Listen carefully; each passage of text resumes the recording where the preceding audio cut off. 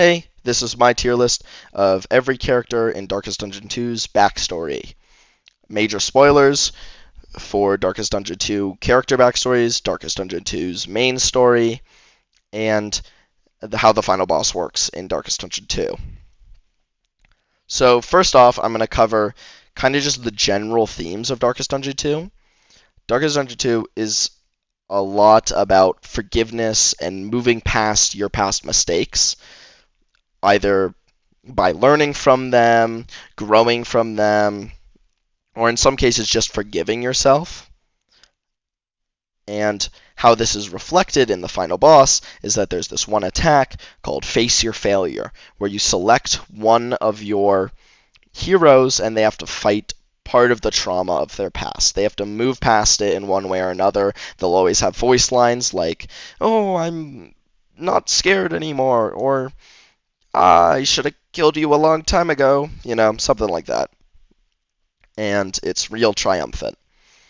The whole story of Darkest Dungeon 2 is about you causing the apocalypse and you moving past that by ending the apocalypse.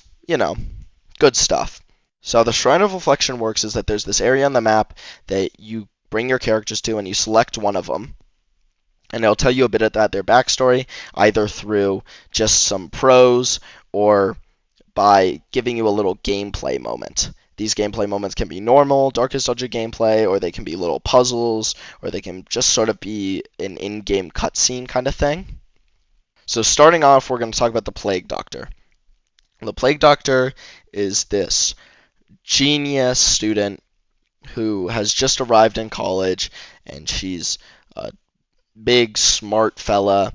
She's shocking all of her peers and her professor with her controversial science ideas. And they all don't respect her because she's saying some real controversial stuff, but she doesn't care because she's a genius. And one day, while she's snooping around the campus stealing supplies for her controversial genius science, she finds her professor's dead body. He's like super sick, so we're not actually shocked that he's dead. But she looks at his body and she's like, "This is so awesome." And she steals his body and she does science on it and brings it back to life. But uh-oh, he's not really all there, and he's just a screaming mess that's bleeding out in her science room. And she's like, no, let me help you. Let me save you. I'll stitch you up and shit." And she stitches him up for a while. She tries to save him, but he just won't stop screaming and bleeding out and dying and shit. So she just has to kill him because he won't stop screaming. And she's real sad about this. She had her failed experiment. She didn't successfully bring her professor back to life. He didn't used to scream that much. So she can't do science anymore. Her mind is clouded. In theory, I like this backstory, but there are a few issues I have with it. The first one is that it is Frankenstein. That backstory is Frankenstein. There's a few key differences. For example, in Frankenstein, she does bring a guy back to life, and it is a guy. Spoilers for Frankenstein 2, I guess. But in this, it's just like a screaming mess, and she has to kill it. But it is clearly heavily inspired by Frankenstein. So that's one issue I have with it. Two is that the whole thing is that she can't move past this one failed experiment, and so she can't do her science anymore, even though she's a genius and she should be doing her science. But also in the game, she kind of does a lot of science. That's kind of all she does. So clearly she's moved past it like a little bit. Maybe that kind of just shows growth for her character. But even from the start, she's kind of doing her science. So, Also, in the final boss, when you select her for Face Your Failure, the thing she has to fight, the thing she has to 1v1, is the zombie professor. And the issue with this is she already killed the zombie professor. That was kind of the whole problem. with her was that she failed her science and she had to end up killing her science. So you're kind of killing a dead guy, which kind of lessens the impact. It does make sense that it's her zombie professor. That is the trauma she has, is the zombie professor thing not working, and her killing that part of her makes sense, but it does feel a little awkward that the killing of the zombie professor kind of got us into this whole mess, you know? Now, some good things that I do like about it is that I do like Frankenstein. And the in-game cutscene kind of thing, the gameplay part, Shrine of Reflection, where you're against the zombie professor, how it's done is that you have all these options to like restrain him, which always fails. You can stitch him up, which heals him, but he just won't stop bleeding out and screaming, and your stress is going up because he's screaming, and his health is going down because he's bleeding, and there's no way to stop it. And the more you try and save him, the more you try and heal him, the more stress you experience. And eventually you're just given the option to stab him and kill him. And it really puts you in the Plague Doctor's shoes. And it's one of the best Shrine of Reflection gameplay moments. So I do think that that was very well done. Overall, I think I'm going to give the Plague Doctor a C tier because it does work kind of well in the context of the game. It does have similar themes, but it is also Frankenstein, which, not super creative. For everything C tier and lower, I'm also going to be giving my fanfic of what I think they should have did. And for the Plague Doctor, I think they should have did something completely different. Now, I am going to give for context that all these characters had, not all of them, a lot of these characters had comics come out before the second game that show a little bit about their past. Not as in-depth as the Shrine of Reflection, but just a little bit. And these came out between the first and the second game. And the Plague Doctors one, I think I have it pulled up. And I actually really like this comic. I think it's pretty cool and spooky. But the issue is it doesn't translate that well into like a larger thing. Like it doesn't make as much sense. And I think they kind of wrote themselves into a corner with this really cool backstory that translate into a kind of okay backstory. So what I would have did is I would have done something completely different. I would have had her be the star student coming into the college, and she is like this genius, not as controversial, but still a genius. And her teacher notices this. The first gameplay thing could be kind of the same, where it's sort of a puzzle thing where your teacher's kind of asking these questions and you got to answer with the right moves. I don't know exactly how it would work, but something like that.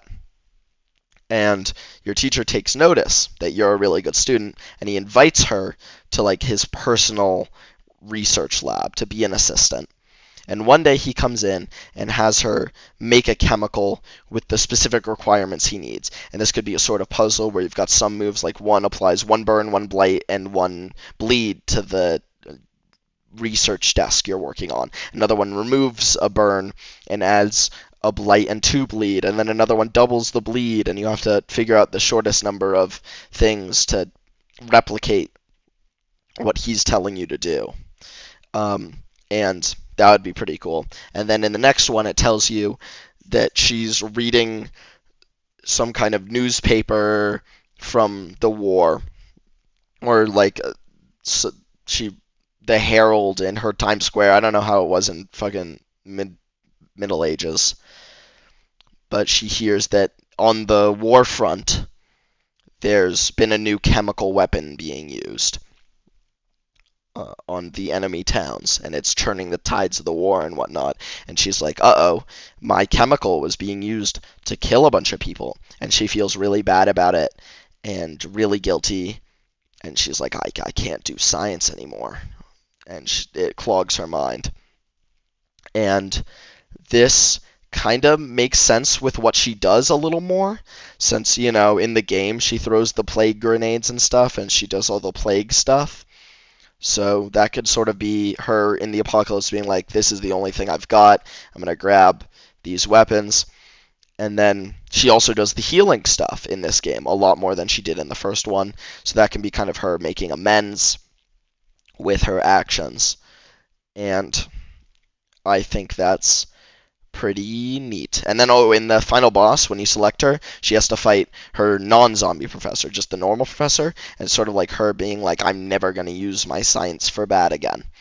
Jumping in here real quick, after I was editing, I realized I don't really ever explain why I don't like it when during the face your failure boss fight thing, a character kills someone they've already killed. And it's for the simple reason that if you kill someone who you already killed, it's not really showing growth. You know, most of these things are supposed to be this triumphant growth moment. You're moving past some aspect of yourself, you're letting go of some trauma. But if you're killing a character who in your backstory, you killed, you're not really moving past all that much. So I think it will often land flat. The issue is that in a lot of these character backstories, every character that shows up during the gameplay moments is someone that they kill. That might just be more a construction issue, since every character that you fight in these final face your failure things is someone from your Shrine of Reflection character backstory gameplay moments. But I did want to note that that's why I don't like it when they kill someone that they've already killed.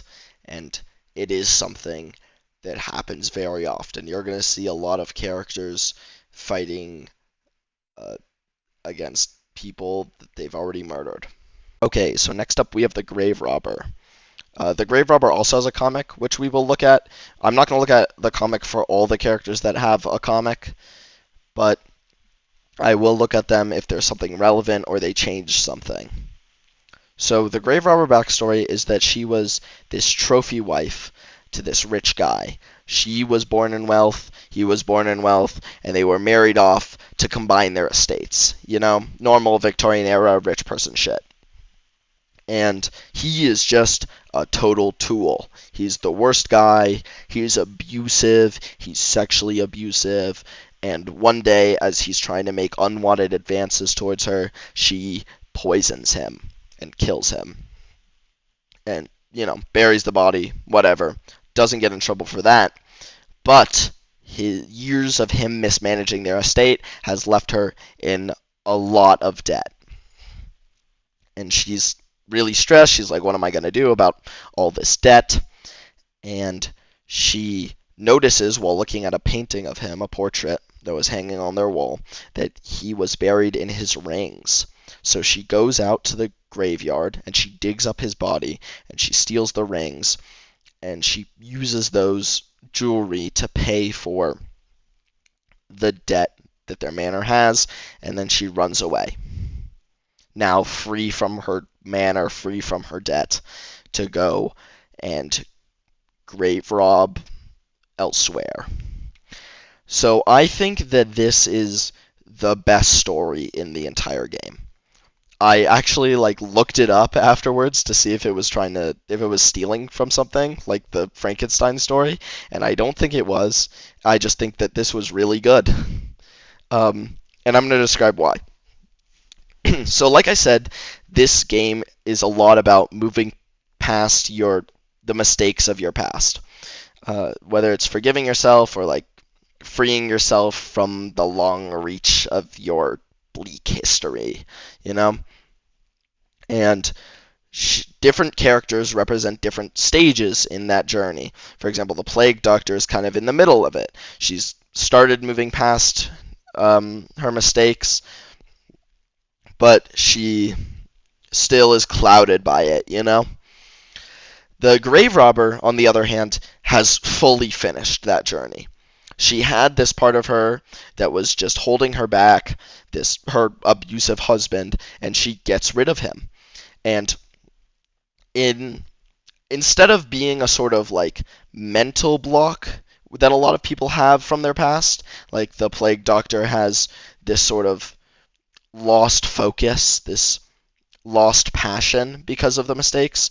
Um, the grave robber, her past is financially holding her back. It's a very real, tangible thing. Also, another thing, and I'm going to go real metaphorical here, she kind of represents in this story the wealth disparity.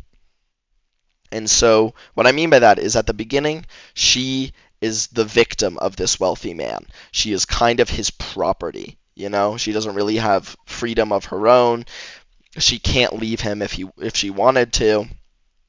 So she is able to close that gap of power by killing him. She takes back the power for herself. Now she her past is trying to hold her back. Her husband's debt is trying to hold her back, and she goes and she takes that from him too. Now, the fact that she is able to maintain so much wealth, so much austerity, she is the most well dressed, the most groomed person in the cast of characters that we have. She's clearly able to make ends meet pretty easily, solely off of these riches she has gotten from dead people, solely off of this buried wealth that will never be seen by anybody. And she does represent like this gap between there are people like struggling on the streets and she's able to make ends meet just off of excess wealth. And I think that's kind of a cool symbol that they got going. Her final boss enemy is her husband. And she did already kill her husband, but I actually think it works here because the game never tries to make killing her husband seem like a mistake. The game actually plays her off as sort of like someone who's done the right thing. She's successful in her actions. She's moved past her mistakes successfully. And in killing her husband, her voice lines are like, "You look better off dead, love." You know?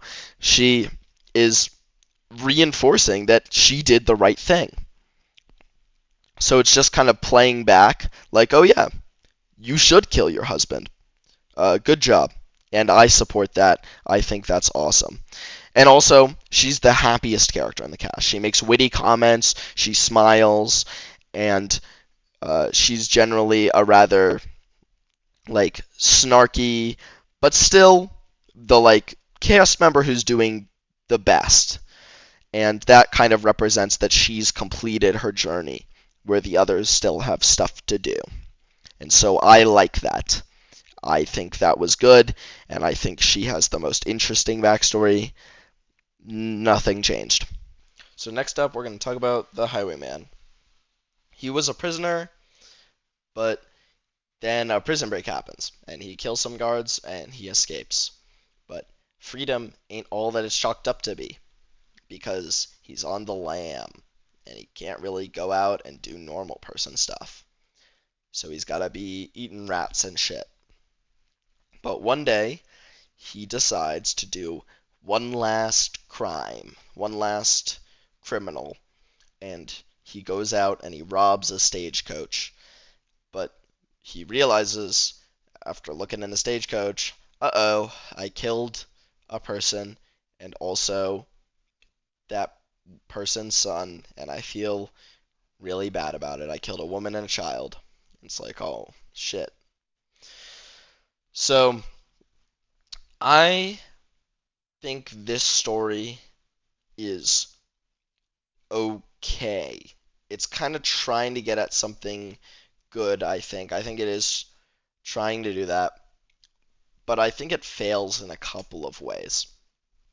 So, the first one is that he is trying to. So, I think they're trying to play him off as a very sympathetic guy. He was put in jail, and now he's kind of in this vicious cycle where he can't stop criming, even though he wants to stop criming. And it seems like a very anti-punitive justice story, like, oh yeah, the prison system doesn't really work. But it also doesn't do a good job if that's what it's trying to do, because it is prison that gets him to stop doing the crime. He goes to prison, he's like, oh man, this sucks, I'm never criming again, which is kind of the point of the punitive justice.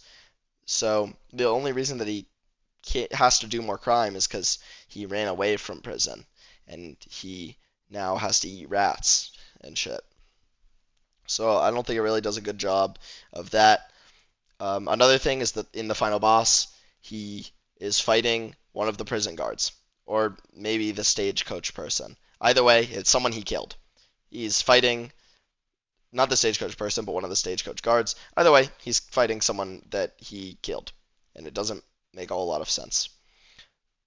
So I'm gonna put this in maybe C tier or high D tier. I think it is trying to get at something, so I'm gonna put it in C tier, but don't think it does a great job of it. Yeah, really, all we ever see this guy do is like kind of kill innocent people. And it's like now you feel bad about killing the innocent person. You just wanted to kill all those stagecoach guards, but you didn't want to kill a woman and the kid. It's like it doesn't really make him all that sympathetic. So, what I would have did, my fan fiction time, is that I would have had him starting off the story. You're having him growing up in a crime family, you know? They're the only ones he's ever known. They are every criminal in this organization becomes family to him. They all raise him. Maybe they adopted him. They found him on the streets or whatever. And he's grown up around this group of criminals. And one day he's going on a job. He's robbing someone's house. Here's a gameplay moment: is that you have him going through their house, and you have to select like doors to go through, and you got to find like, oh, maybe there's a passcode, and then you go back through doors, and then like you only have one option. It's called move, and then there's doors on this side of the screen, and you've got one door that's like the door back from where you came from, and you got to move around, and maybe you got to enter a code, and normal kind of exploration stuff, but done in this Darkest Dungeon combat style. And then one day you get into one, or eventually you get into this room, and there's a guy there, and he's like, and he makes a move called guards, and the guards block up the door behind you, so you can't leave. You just gotta fight, and you end up killing this guy, and you look down and you feel really bad, and you get arrested, and you go to jail. And this time, you serve the entire time in jail. You go through the entire thing. You feel really bad, and you serve your time, and then you're let out from jail. And you're like, I'm never going to do crime ever again. But then you're wandering through the streets and stuff, and you're like trying to get a job and shit, but everybody's like, oh no, you're the murderer guy. I don't want to hire you. You murdered that guy. And you're not able to find like a normal person job. And so you turn back to the one place that accepted you, and that's the crime family. And so he's gone back to the crime family. And then you have the same final fight. You have the same final fight with the stagecoach and whatever. And it's like it's also played off like, oh, this is my last job or whatever.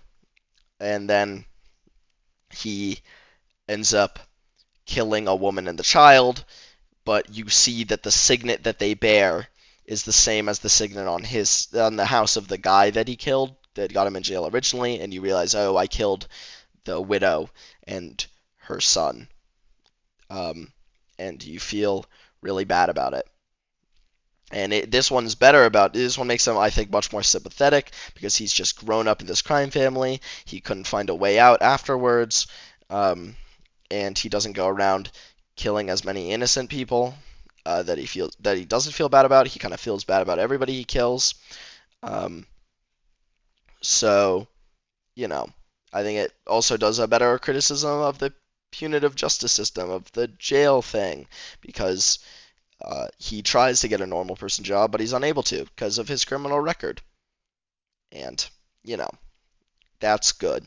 I think that would have been a good story. And then in the final fight, the boss fight, instead of having him kill like a jail guard or something, he has to kill maybe a member of the crime family. Maybe in the final carriage fight, you have a member of the crime family there with you who's helping you do the action, and it's him cutting off those ties to his past.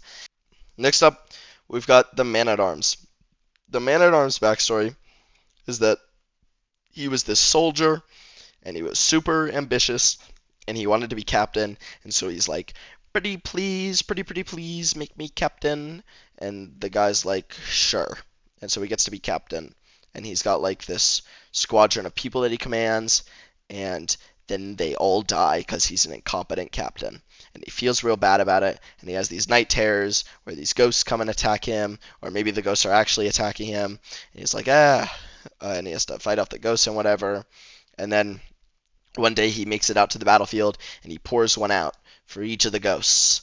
This is like a little gameplay section where you you hit the pour one out button and you click on the ghost, and it's him mourning his soldiers. And then after you pour one out for each of the ghosts, he is like, "Welp, I'm just gonna become a wandering soldier now. I feel real bad about letting all those people die through my incompetence." Uh, I think this story is not that good. We're really starting off with a lot of pretty mediocre ones.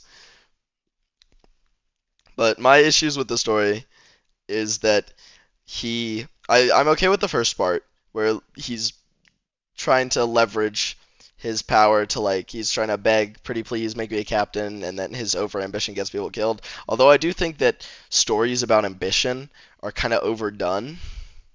This is just like kind of a personal preference. I don't really care about stories about someone being over ambitious. I don't really think that that's like, you know, the biggest issue that we're really all facing. But I don't know. It's Darkest Dungeon. It's supposed to tell you about something about yourself, like a deep inner secret, and you gotta have the ambition thing or whatever. Um, but also, after he causes the death of all his guys, there's this whole scene where he's pouring one out for each of them. He's kind of making amends with his past there, but his story isn't over. It's not played off like it was successful. He has made amends with all of his past, and then he still has to make amends with his past. He's still doing the bad thing. He's still going out to wars and stuff, and he can't forget this part. If you can't forget this part, why'd you have that whole scene of him pouring one out? And you might be saying at home, like, oh, it was just this symbolic gesture, and it's about how symbolic gestures don't work, and you have to actually make changes to yourself. I don't think it is, because after he does the pour one out thing, his night terrors stop. The ghosts stop haunting him. Or at least it makes it seem like the ghosts stop haunting him. So it clearly did work. And also, Darkest Dungeon 2 is kind of all about symbolic gestures. It's kind of all saying that, like, all you need to do is improve. All you need to do is move past yourself. You don't even need to do actions to make amends. You just need to forgive yourself. You need to improve upon your past for your past mistakes. So that would kind of go against the whole thesis of Darkest. I'm not saying that I agree with that in general, but that's kind of the thesis of Darkest Dungeon 2. So I don't really think that's what it's trying to get at. Another issue is that the final boss, the thing he summons, is one of the fallen soldier ghosts. And he's not just killing a guy he's already killed. He's killing a guy that died twice. That guy died, became a ghost, died because he poured one out, and then he's dying again? Like, stop killing that guy. So, here's how I would have did this one differently. First off, get rid of the scene where he pours one out. Just don't do that. You just don't have that. Replace it with a scene where instead he's fighting the ghosts. He gets these ghosts and he fights them off and he slashes them. It says like, oh, he's got these night terrors of his former soldiers and he fights the night terrors with his mace and shit. And it represents how he's still got this warlike mind. And it says like he sleeps for another day. But he has to the night terrors aren't over. They happen every night. And in the context of the story, he's still experiencing them. They happen every night. You could even have this reflected in game by making him heal like less stress at inns. I think that would be a fine balance change since Man at Arms is a really strong stress healer anyway. And honestly, he does not suffer from more stress, and also he's a really strong character. So I think that would all be fine. But um, it would also be super thematic. But yeah, you don't have him get forgiven by his past. And even if you don't have that, you could still have him have night terrors and whatever in lore. But then I would also change the start. This is just kind of a personal preference thing. I'd make him come from a rich family and sort of him be trying to live up to the expectations of his rich family and then bribing the his like boss or whatever to let him be a captain instead of him just begging his boss to let him be a captain unqualified. Them paying him off and then feeling really bad for them paying him off because this is a thing that like happens in real life. Rich people like pay for their kid to go to university and then they'll party and they'll fail out and they'll feel really bad or whatever. Um, and so I think that'd make it a lot better. Those are really the only changes I'd make, and I think that would improve the story a lot. In the final boss fight, I'd have him fight. I mean, I'd have. Okay, I know. So he'd be fighting the ghost still, and you'd still select an attack on it, and you'd click on it. But instead of him fighting the ghost, it would have a different animation. They can do this. They can make it a different animation. I'm sure you could code this. And they make it a different animation where it's him being like, I will not fight you. I have moved past. And he's like kneeling down or whatever. And it shows like the stress heal thing hitting the enemy, the ghost guy. And it still does the same amount of damage or whatever. It's still like, if he hit crush, it still deals like, what, 2 to 6? Um, and to the enemy ghost. And it's just has a different animation and it shows him like moving past his ways. And then in the post credits cutscene, it has him like throwing his mace on the ground, or maybe like his mace is being used to like prop up the fire or something. I don't think you can do that. I think it'd get like really hot or something. But he's using his mace for non-combat thing. Um, and it shows how he's moved past his warlike ways. But yeah, I really don't understand why they did what they did, so I'm gonna put him in D tier. I think that it's not that good.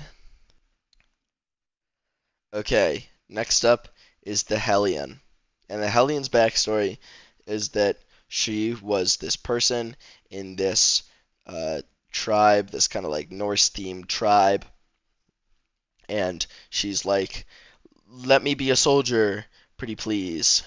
And everyone's skeptical of her, everyone's doubting her, but she really wants to be a soldier, so they let her be a soldier. And then she goes to this war, and her entire all the soldiers are getting completely shit on. Like they're losing super hard, and she runs away in fear. She cowers in fear. She hides herself, and she is able to survive, but she's like the only one that survives. All of her other compatriots just died honorably in combat. And she comes back to the village, and everyone's like, "Oh my god, you survived, you pussy. I can't believe you ran away from the fight." And she's like, "No, I'm sorry, I'm sorry." And she's got to face her own cowardice or whatever. Um, and she feels really bad about it, and then she's put into exile, and she's drinking her problems away. That's how she becomes an alcoholic. Um, so touches I like are that she becomes an alcoholic. I think that's fun, and I also like the survivor's guilt narrative. I like that her society just like exiles her. I think that it's kind of painting a good picture. Like it's not just her feeling bad about what she did, it's her internalizing the pressures that her society has put on her. Her little culture where you're supposed to die honorably in combat, even if you can't stop anything. So I think those are all good aspects. Bad aspects, I think there's only a couple of things. So there's this gameplay moment in the Shrine of Reflection where you have to apologize to the widows of the soldiers who you fought alongside, and they are all rejecting you. They are angry at you. You have shirked a warrior's death, and now your culture is rejecting you for it. And these, in the final boss fight, the face your failure enemy that happens when you select the Hellion is one of these widows. And it's kind of funny that you're beating up a widow, but also it makes sense. You know, this isn't really her beating up a widow, it's her fighting against that part of her that still rejects her for running away and surviving. But the one minor issue I have is that during this fight, some of the voice lines, the barks that she has, are like, I'm not going to turn away this time, or I'm not a coward anymore. And it's like, that wasn't the issue. The issue was never that you were a coward. You should have run away in the original fight. You would have died had you not run away. The problem is that your culture was pressuring you not to run away. Your culture is pressuring you to feel bad about surviving, is giving you survivor's guilt. So I would have gotten rid of those voice lines. I think that they're kind of, you know, unproductive. They have the opposite message of everything else in her backstory. But aside from that, there's nothing really wrong with it. The only other knock against it I have is that I guess it's not like the most unique story of all time, but I don't think it's gotta be. I'm gonna give it an A tier. I really like this one. Okay, next up is The Runaway. The Runaway backstory is that she was this orphan girl, and she has this mean orphan, I guess, like, what do you call those? The person who runs the orphan place. This mean orphan lady, the orphan monger. So she has this mean orphan monger, and she is able to escape her and run away. I don't remember if she kills her. I don't think she kills the orphan monger. I think she just runs away. I think that'd be better, so I'm gonna go with that. So eventually she's running away, and this perfect family adopts her. They find her on the street and they're like, "You're wonderful. We'll take you." And then they take her, and she lives this wonderful, idyllic life, but she's still like obsessed with fire. I didn't mention it, but the orphan monger like hits her with a hot steel thing, like a poker, and uh, so she's kind of has this weird relationship with fire, sort of through trauma, you know? And she's kind of become obsessed with fire. And eventually, one day, while she's playing with fire, she burns down her house with her family in it, and she has to run away. And she's forever been scarred by that. Now, I know you probably heard that story, and you're like, that was awful. Um, because it's pretty horrible, but I am gonna defend it real quick. I don't think I'm sure that if you asked a bunch of Darkest Dungeon 2 players what their least favorite backstory was, I think a lot of them would pick either the Runaway or the Jester, who we'll get to, but I'm actually gonna be apologist for both of them. Um, I think the Jester has the worst comic, which I'll show you, but um, the so the reason I kind of like the Runaway backstory is that it's it's trying to say something about trauma, obviously. It's trying to say something about, like, as I think Socrates once said, hurt people hurt people.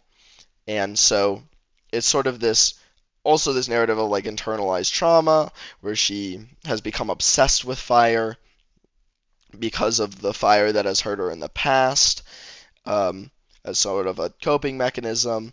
And It's like you understand why she did this horrible accident where she burns down the family home.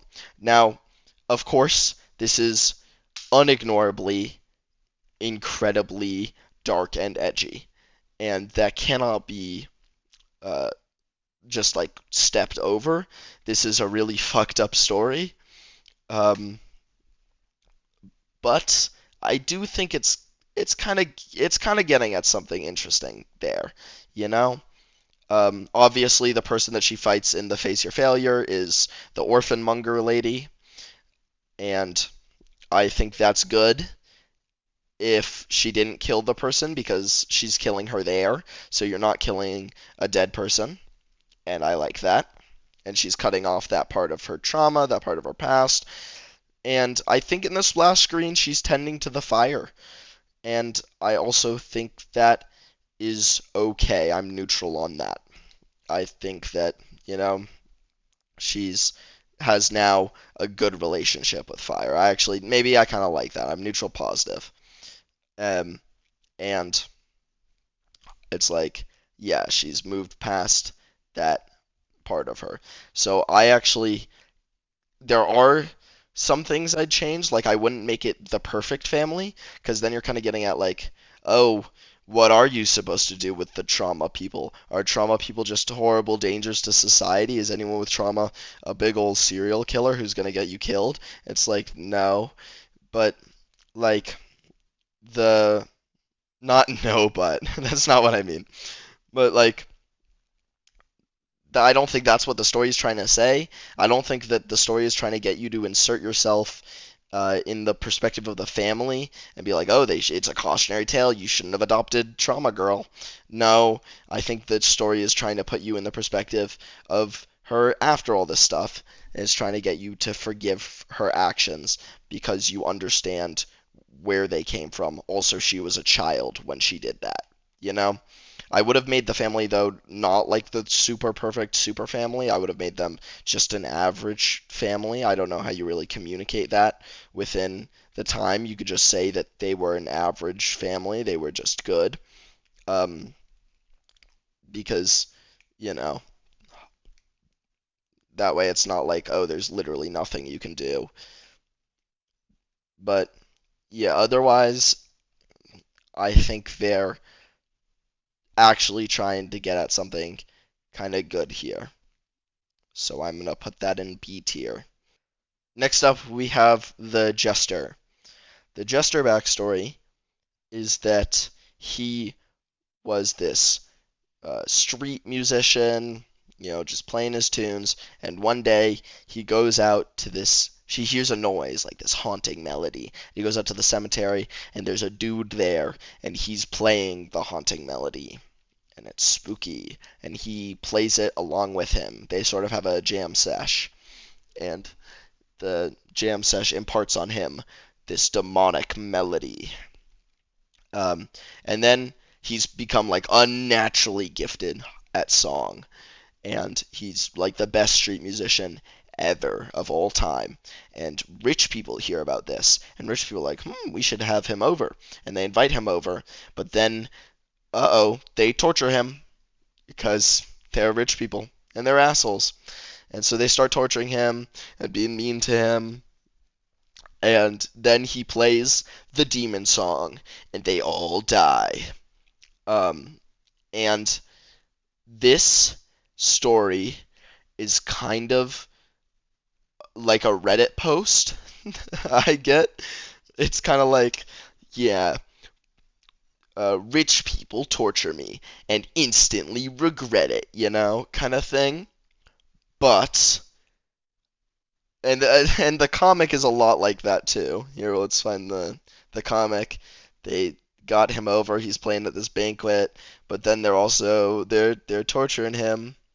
Um, and so he goes out and kills them all. Um, but it's not played as triumphant as it is here. Here it's kind of played off as like, oh, he did this awesome thing. He really like fucked them all up. But in this, it's kind of played off as like, oh my god, what have I done kind of thing. Now, I do think that this story is a little corny, but also I like stories that are just kind of occult and creepy and don't really have a deeper meaning. This one, you may notice, does not really fit with the themes of the rest of Darkest Dungeon 2. There's not some singular act that goes wrong or like something that he does that's super bad. Um, and so it doesn't really go with the same forgiveness narrative. It's just kind of a creepy story about a guy who learns demon melodies, and then the demon melodies kill the people around him, and he goes crazy. Um, but I feel like there were a lot of those in Darkest Dungeon 1 that, like, boss stories, boss backstories that didn't really build towards the theme of Darkest Dungeon 1, but were just kind of there to build a vibe, and I liked those. And in the same kind of way, I kind of like the Jester backstory. I don't think that there's anything like super wrong with it. I think that they play it off actually really well. I think the prose is pretty good. And I also think that the gameplay in it is the best out of any of them. You have to, in the Demon Man, in the Cemetery Man play along session, you kind of got to figure out like what to play after each section that he plays. And then in the Torture session, you have to match music notes on the right side with your moves on the left side, and it's really fun and interesting.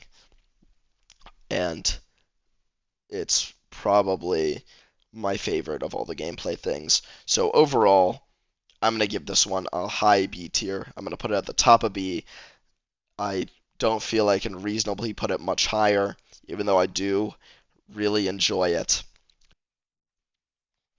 Also, the person that the Jester fights in the final boss thing is the demon tune guy. He kills the guy who gave him the demon tunes, but that feels kind of wrong because isn't that the guy who gave him the tunes that like saved his life? Like he would have been like tortured to death or whatever had that man not given you the awesome jazz powers.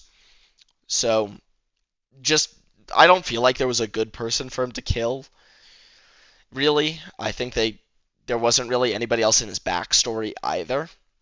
Um, I would have maybe gone way metaphorical and had him kill like some kind of ghost thing, and it's like the specter of something. I don't fucking know. But like, yeah, him fighting Ghost Guy doesn't make that much sense. So next up we have Baldwin the leper, and Baldwin's backstory is that he is a king of a place, and in this place, a lot of people have leprosy. And he's like, "Oh, I should go comfort my citizens who have leprosy." And his advisors are like, "No, you shouldn't do good things. That's bad. Go do king stuff." And he does it anyway. And he comforts all the people with leprosy, and as a result, he gets leprosy. And so his advisors are like, "Oh, you're all weak and leprotic." So they try to kill him, but he picks up his big sword and he kills all of them instead. And then he realizes, "Oh, all my advisors are trying to kill me. I should leave." And so he leaves. And it's very sad because he was such a good guy. Um, I think that overall the story is fine, right? Like it's about how like positions of power do not favor those who do good because there are always people who are going to try and usurp you. And it's not necessarily fitting with the theme of Darkest Dungeon 2 of forgiveness and like your past or whatever, but that doesn't matter because in an anthology it's fine to have more than one theme. You know, I don't think that you should constrain every story to that one theme. Um, that being said, Baldwin the Leper King was a real person. There is this king, Baldwin, who is known as the Leper King, and he was a king of the Crusader state of Jerusalem um, after the period of the First Crusade. And he, overall, he was like not like the worst Crusader king to have existed. You know, he wasn't the most evil, but also the Crusades and the Jihads were some of the most like painful times to be a citizen of the earth. They were just some of the most horrible time to be a non-soldier citizen or a soldier citizen. And it's not like he was trying to end the Crusades or like end the fighting with the Muslim states. He was trying to launch an offensive on Egypt, and the only reason he failed was because the Byzantines didn't help him. So he was occupying a defensive position. He did mostly defend his kingdom from the attacks of the Muslim states, but that's kind of just because he was occupying Jerusalem, which was the place that the Muslim states wanted. If he was outside of there, he probably would have been part of the group attacking them, you know? But regardless, I think that painting one of the kings of the Crusader states as this sort of heroic guy um, is just kind of historically insensitive. I wouldn't have as much of an issue with it should the Crusader have not been added to this game, because it is very much a work of historical fiction. You know, Baldwin did not go and like comfort individual members. His advisors were actually pretty like well picked. Like he didn't really have an attempt on his life by his advisors. So this is like not something that really happened. He didn't pick up a big sword and kill all his advisors, obviously. But also, I do think that it's kind of like a weird move. So what I would have did, I'm gonna put this in D tier. The person that he fights in the final boss fight is one of his advisors, killing a dead person. I've already said that I don't really like that.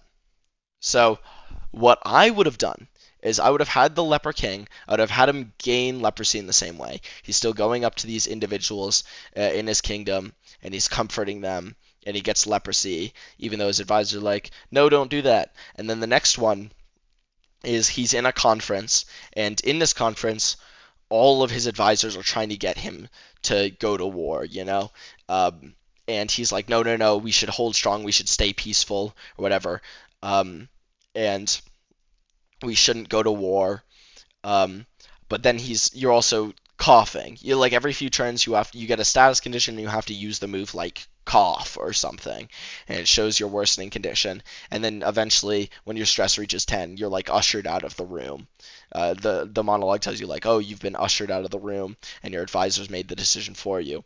And then learn from an advisor that the head advisor, the person that you were talking to in the last gameplay thing, is planning an attempt on your life, and you realize you have to leave the kingdom. And the person you have to fight in the final boss fight is the king. There's the head advisor who took your place, you know. And it's like, uh, it's still got that same theme of power corrupting, but you're not fighting a dead guy in the final thing. And also, I would name him anything but Baldwin. I would just not name him Baldwin. You still have the Leper King thing, and then it's clearly still inspired by the Leper King, but instead of making a direct sort of historic commentary, it's Jerry the Leper King, you know, and Jerry's doing this good stuff, and it's not about how Baldwin was a good guy.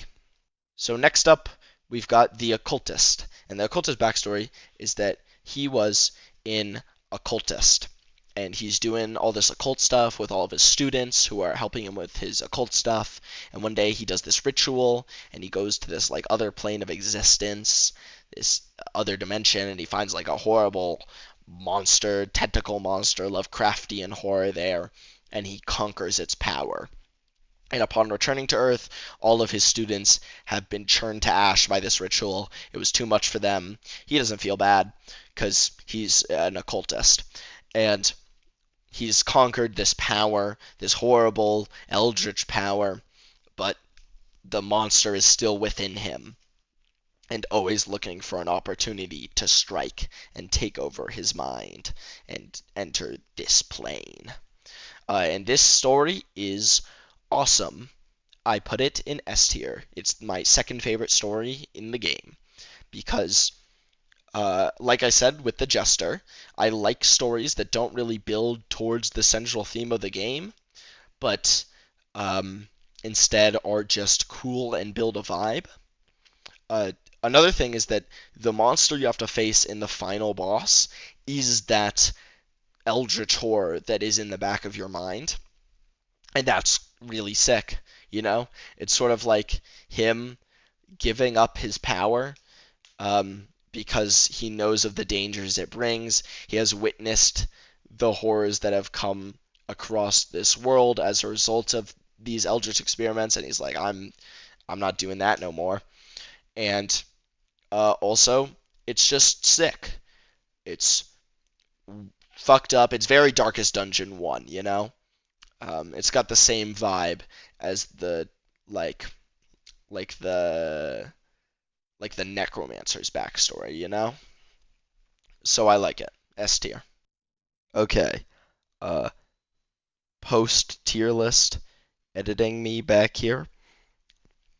I am coming back to redo the Vestal because I completely misinterpreted what happens in her backstory. So her backstory is that she is a nun. She works at this church tending to their holy fire. But it's really boring, and she keeps looking out the window and seeing people making out. And she's like, wow, I wish I was making out. And while she's distracted, her fire goes out. So the other nuns decide to lock her in the pain room. And she's getting tortured in the pain room for a while, but eventually a divine ray of light goes into the pain room, and she gets inspired, and she beats up her torturer, who may or may not be the flagellant. We'll get back to that later. But she beats up the torturer, and she rushes up to go back to the rest of the church and greet her sisterhood. But the church has collapsed and killed all of them. And now the rest of the nuns are dead. So I think this backstory is really bad. I thought that so what I misinterpreted was I thought that she went up and she killed the rest of her church, but that's not what happened. It's worded kind of vaguely. It's just that they died because the church collapsed. I think that if she had killed them, it would have honestly been a better story. I still don't think it would be good. I put it in D tier beforehand, and now I'm still gonna put it in D tier. Because there's two interpretations of the story. One is you think God exists in this universe, and the other is that God doesn't. If God doesn't exist in the universe, then the church just collapsed randomly, and also she randomly was able to beat the flagellant back. Maybe she always was, but she was just inspired this one time. And if this is true, then this story is about literally nothing. It's just a random tragedy that everyone in her nunnery got squashed. And I think that's kind of silly. If God does exist, then it has incredibly weird implications about the rest of Darkest Dungeon, no?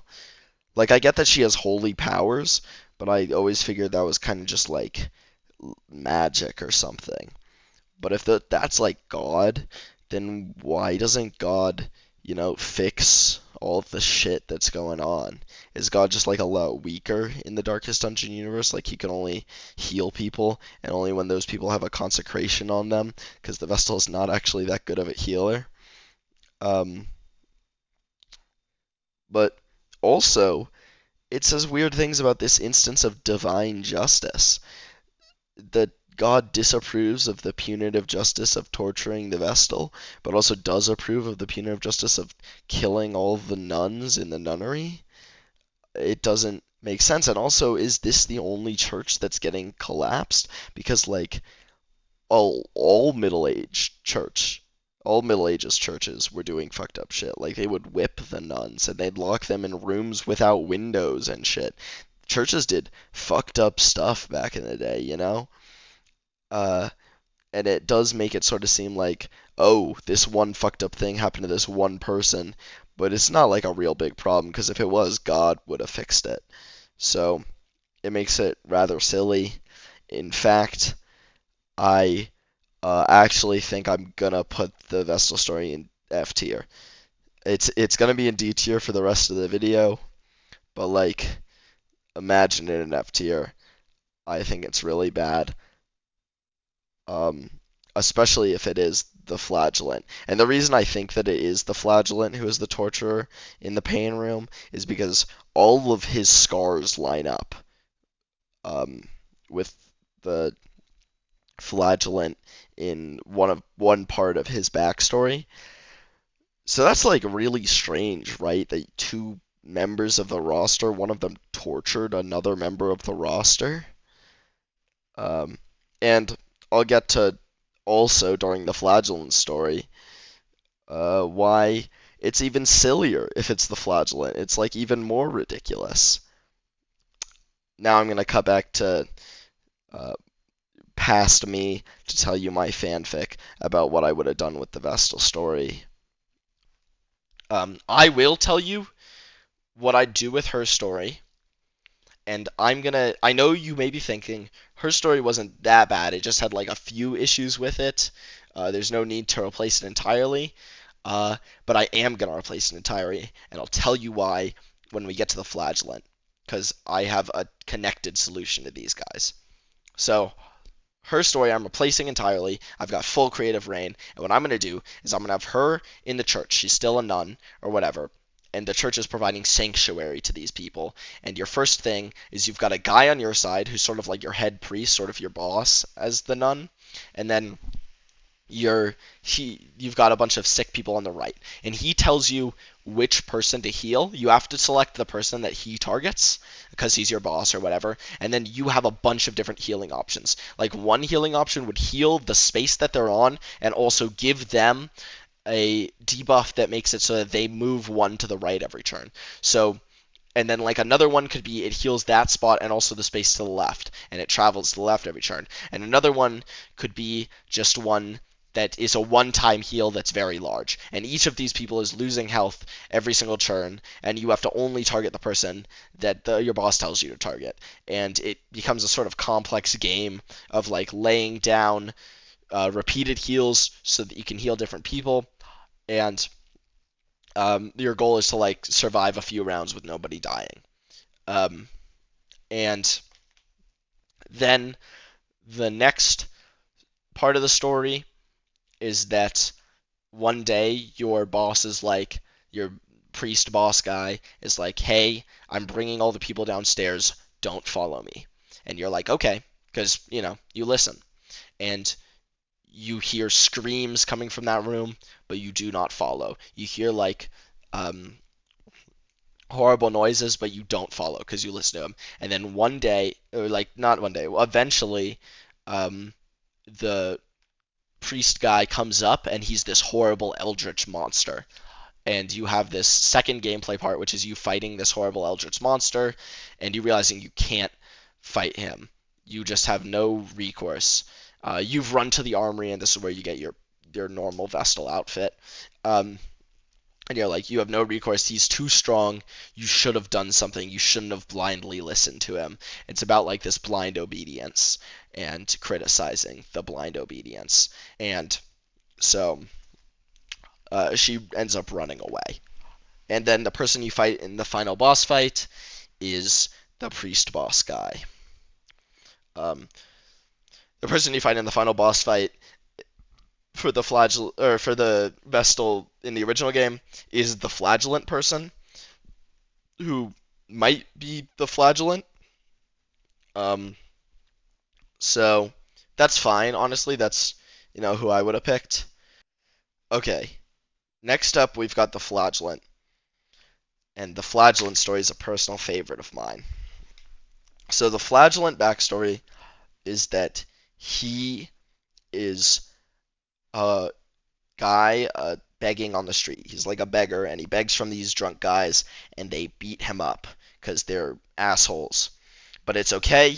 Actually, he likes it because he's a freak, and he forgives them. And then he's such a freak that he joins the church to become their flagellant, and he flagellates people, and he likes it because he's a freak. But he's too much of a freak, and he likes it too much, and the church is like, this guy is just too much of a freak, and they kick him out. And then one day he dies, and death comes to collect him.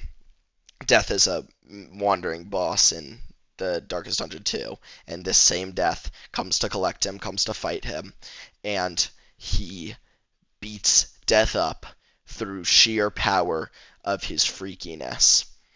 And now he's immortal, and he gets to live as a freak forever. Um, this story is really bad. This story is awful. I'm sure you could tell that it's just kind of absurd. It also actively, if he is the flagellant from the Vestal story, which I'm working off the assumption he is, because he's wearing the same thing in this story as in that one, um, then it actively makes the Vestal story worse, because then his torture of her isn't just the church's normal torture, isn't just the church being evil, because flagellating people is evil. It's actually extra evil because it's just how fucked up this guy is, how much of a freak this one guy is. Um, so I think not only does his bad, not only is his backstory pretty bad and weird, but also he kind of makes a different backstory actively worse. His comic, he does have a comic, is also the worst comic. It's just that first part of the story I was talking about, where these two drunk guys are going out. He's a beggar, and then they beat him up, but actually he likes it because he's a freak. And um, yeah, that's weird, man. What does this mean? What is this supposed to be? It's also kind of disappointing because I actually think that aesthetically, the Flagellant is the coolest character in the entire game. In the first game, if you don't know, he starts out as this guy.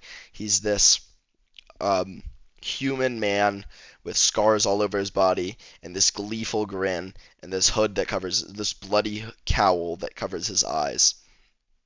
And in the second game, he's this skeleton guy. He's this skeletal figure with no nose, with the same cowl, and instead of being a bleed-based character, he's a blight-based character. And that's the coolest transformation of all time.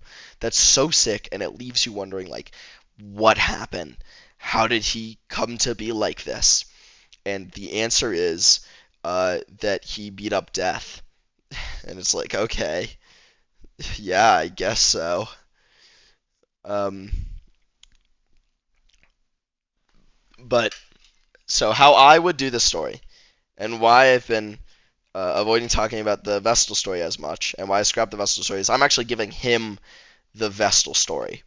He is this priest person, and it shows him being like a normal priest or whatever, and then he decides he's like too cloistered. He sees people making out, and he's like, I wanna make out with somebody, and he sneaks off into the town, and he enjoys the creature comforts of the town, and he like goes to the brothels, he goes to the bars, he does all the like normal person stuff.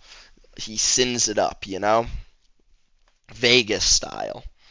And his church finds out about it, and they decide to send him to the pain room. Um, and there's a flagellant there, and they like start torturing him.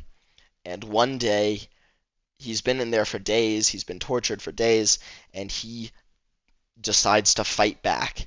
And he beats up the flagellant, and he ends up killing the flagellant. Then, and now here's where it gets crazy. He puts on the flagellant's cowl, he puts on the flagellant's garb, and then he bloodies the body of the flagellant. He makes it unrecognizable and puts it in his clothes, and he swaps them. Then, when the priesthood comes down and they see the bloody body, they assume it's his. And they give the flagellant, who's now him dressed up as the flagellant, they give him a slap on the wrist. And they're like, come on, don't be killing people like that. But they don't do anything about it. And it shows like the inaction of the church. It shows how they don't really care about reforming people. They just care about the sinners getting punished. And it's a like uh, take on punitive justice and why it's bad. It doesn't care about the person who does the thing at all. It's not really about reforming him. And now he's the flagellant, and he's like, I deserve this. I deserve the pain. And he's kind of internalized this his sins, and he's been like, I'm a sinner, I deserve pain or whatever, and he gets past it by inflicting the pain onto others, and he continues being the flagellant for a while.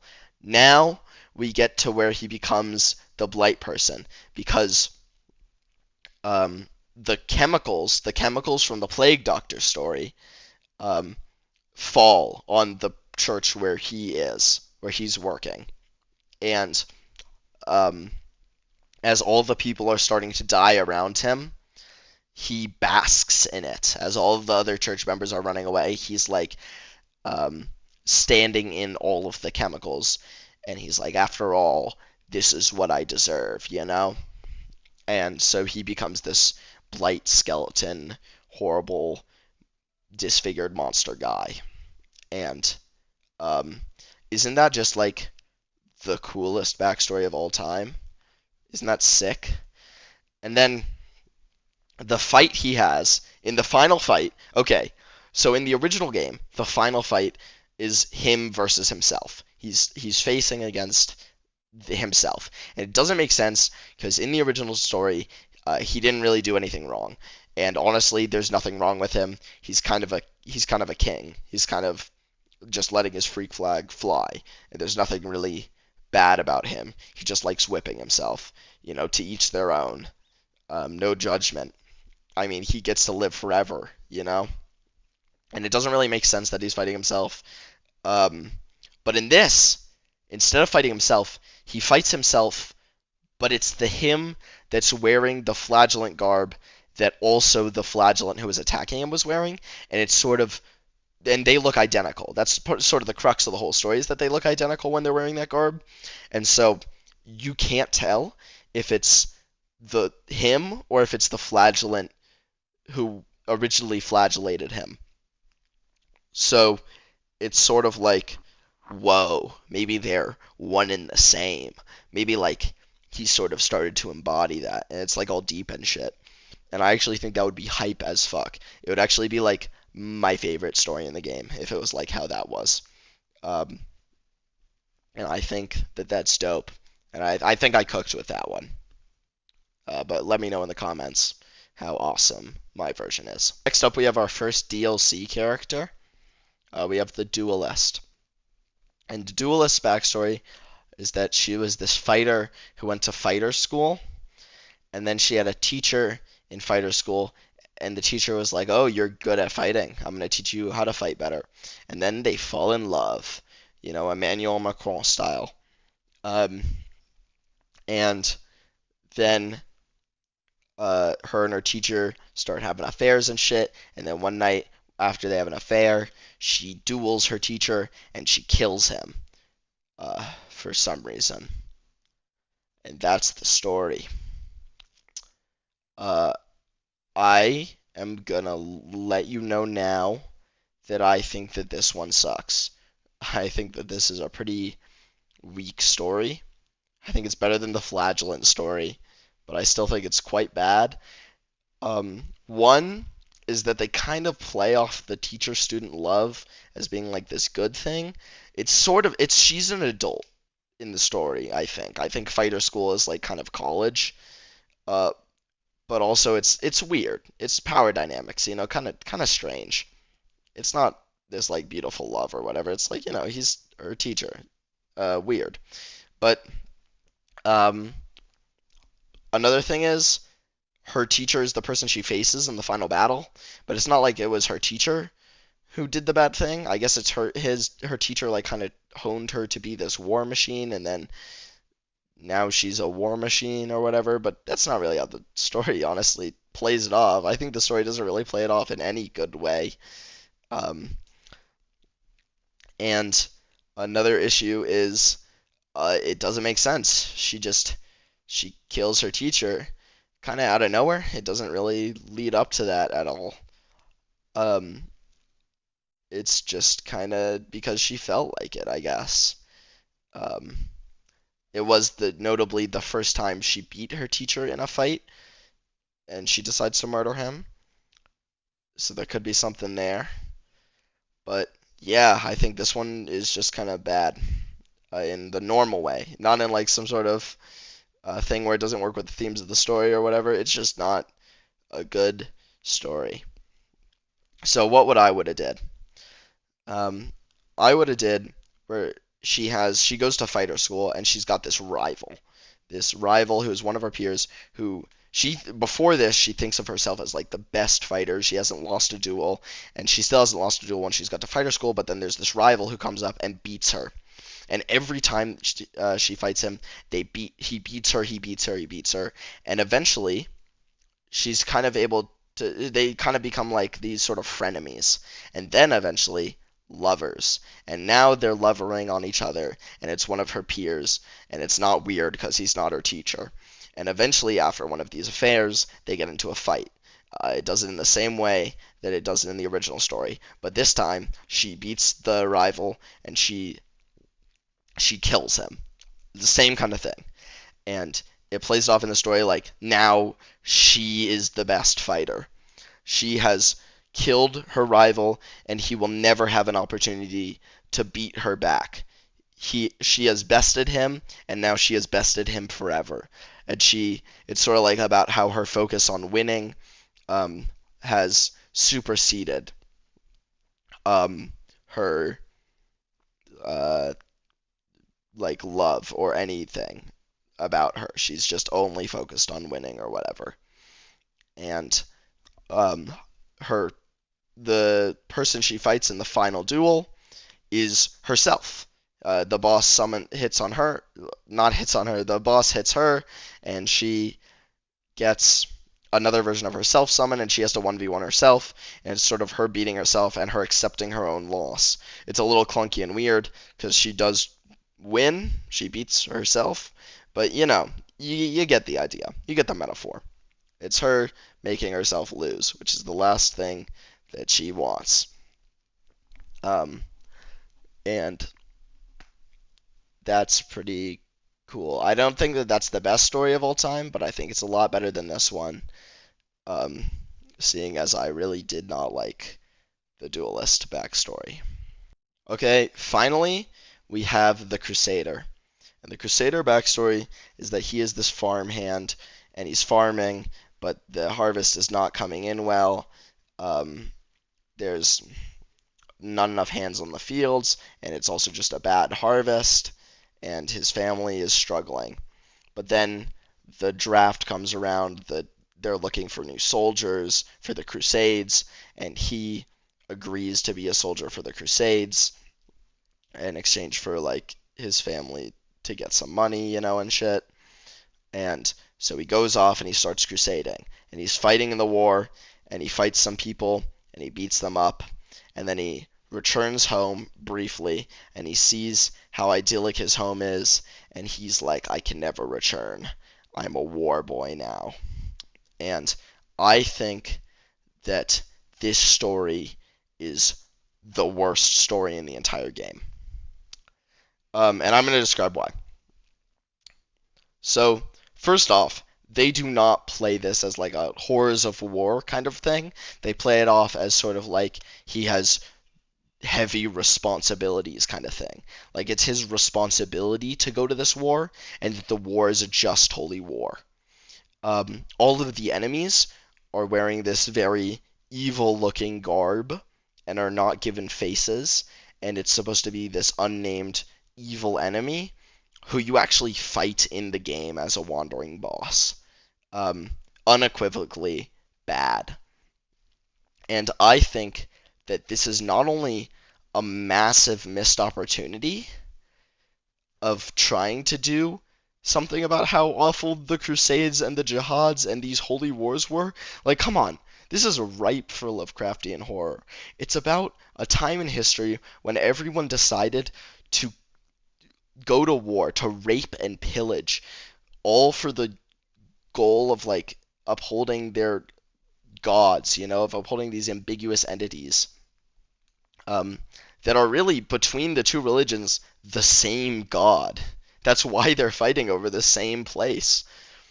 Um, it's one of the worst times. There was cannibalism that went on in the Crusades, and he's named Reynold, the actual Reynold, who actually lived, was not this holy dude. Um, in fact, the second paragraph is about how he tortured a dude.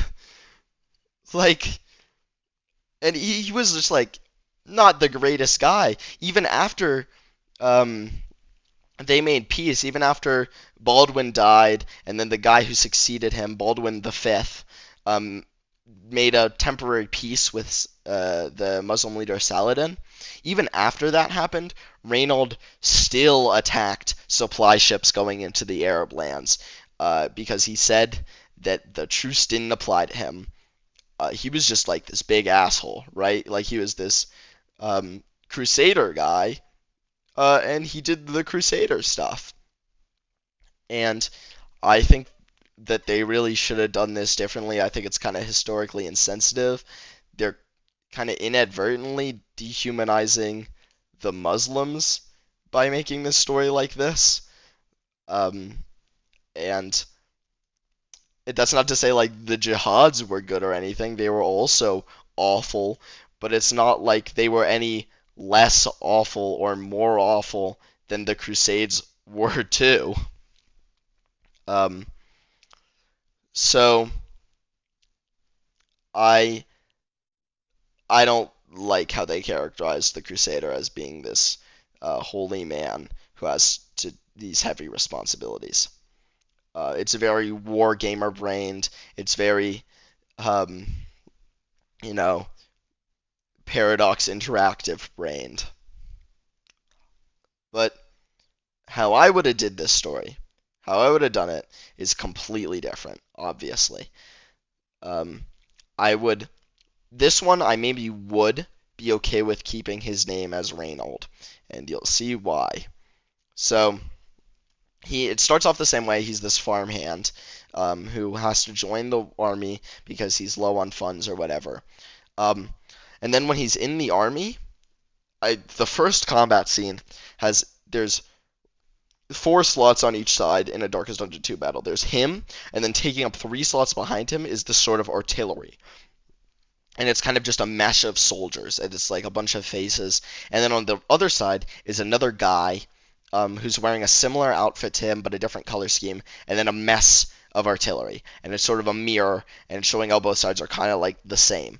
And every turn, you make an action as him, trying to attack one of them, and then your artillery makes an action, and their actions are called like Holy Artillery, or the God's Fire, and they have this horrible eldritch animation with like tentacles coming out of them and shit. And it's showing like the horrors that are being justified by these holy actions. And you keep fighting and you keep fighting, and you eventually Reynold kills their guy in front, and then their artillery does an action that kills Reynold, and you're both brought down to 0 HP. And the thing ends. Now, this is a DLC character. It was the more intense DLC character. Like, they did more work clearly for this one. So I would have actually had a cutscene. I would have had a cutscene at the end of this final one. None of the other characters have a cutscene, but I would have did it for Reynold, because he's a DLC character. You get what you pay for, And the cutscene triggers, and it shows, like, this angel coming from the heavens, and reaching out, and it's got like the stress heal halo around it, and it's like this beautiful thing with wings. It's silhouetted though, and then lightning strikes, and it shows how the angel is like this eldritch horror abomination. The wings are made of tentacles, Under the cowl is like all these um, messed up faces and flesh, and the halo becomes the stress symbol, and then the lightning goes away and it looks like an angel again. And it's saying like that the angel reached down and offered him a second chance. And then Reynold the Crusader would be back alive, but his attacks in this game would have a much more eldritch undertone. Like Zealous Accusation would maybe have tentacles come out of him in the same way that they did in the backstory of his.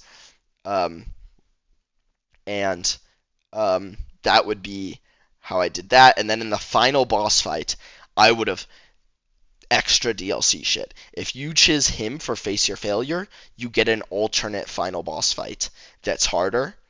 You select him, and the angel gets summoned, and you have to fight the angel that brought you back to life or whatever.